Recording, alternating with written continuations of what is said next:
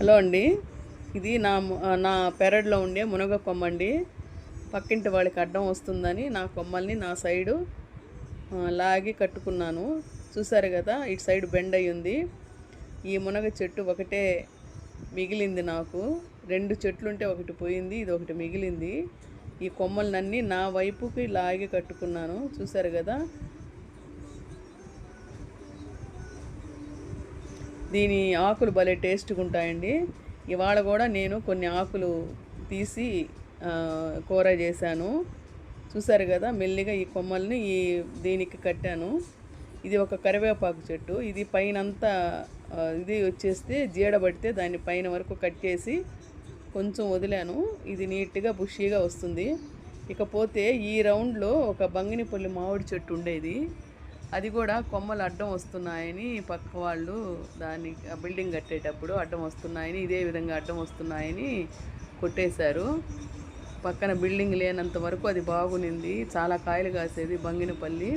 So ఇప్పుడు ఆ రౌండ్లో నేను ఒక సపోటా చెట్టు వేసాను, ఒక మల్లె పాదు వేసాను. ఇది కుండీలో ఉండే మల్లి చెట్టు, అది తీసుకొచ్చి ఇక్కడ వేసాను అనమాట. ఆకులన్నీ గిల్లాను, ఇప్పుడు చిగుళ్ళు వస్తున్నాయి.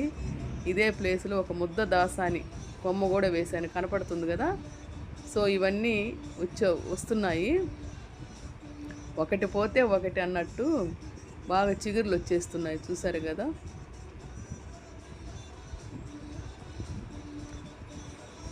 చూడండి ఎంత బాగా వచ్చేసిందో మళ్ళీ. దీనికి అప్పుడప్పుడు ఎరువు వేసుకుంటూ మనం చేసుకున్నామంటే చాలా బుషీగా బాగా వస్తుంది అనమాట. దీనికి మళ్ళీ చెట్టుకి ఆకులు గిల్లేస్తూ ఉంటే మనకి బాగా వస్తుంది.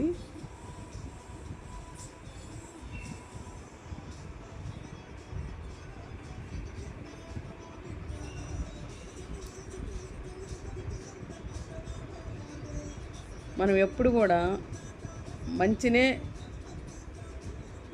నమ్మాలి, మంచినే చేయాలి. ఒకరి హామ్ చేయకుండా ఉంటే చాలు, మనకి మంచే జరుగుతుంది. మనం ఎవరికైతే మంచి చేస్తామో ఆ మంచి మనకి వేరే రూపంలో వస్తుంది అన్నమాట. ఇదండి ఈ వీడియో, నేను చెప్పాలనుకున్న ఈ 2 మాటలు. ఈ వీడియో మీకు నచ్చినట్లయితే లైక్ చేయండి, షేర్ చేయండి, సబ్స్క్రైబ్ చేయండి.